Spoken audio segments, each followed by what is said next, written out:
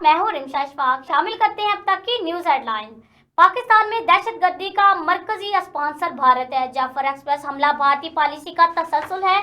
हमले के दौरान भारतीय मीडिया ने दहशतगर्दों की हमायत में वारफेयर को लीड किया।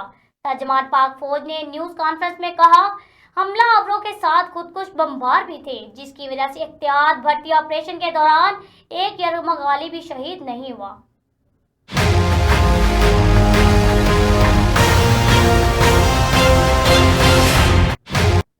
तमाम दहशतगर्दों की नानी भारतीय खुफिया एजेंसी रहा है। जाफर एक्सप्रेस हमले का बलोच रवायात से कोई ताल्लुक नहीं, बेअमनी फैलाने वाले सिर्फ दहशतगर्द हैं। वजीर आला बलोचिस्तान सरफराज बुगटी का पाक फौज को कामयाब ऑपरेशन पर खैराज तहसीन।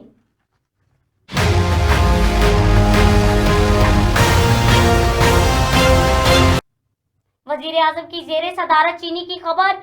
वजीर आजम का चीनी के जखीरा अंदोजों के खिलाफ कार्रवाई का हुक्म। चीनी की खपत और रस पर कड़ी नजर रखने की हदायत।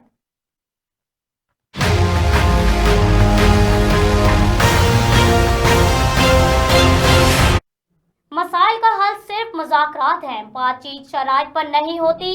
ओपोजिशन को सिर्फ एक ही एहतजाज का टास्क दिया गया।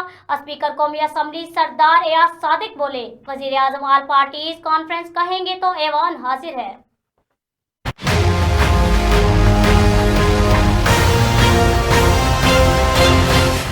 क्यूडी स्टूडियो से फिलवत के लिए इतना ही। मजीद खबरों और अपडेट्स के लिए देखते रहिए क्यूडी न्यूज।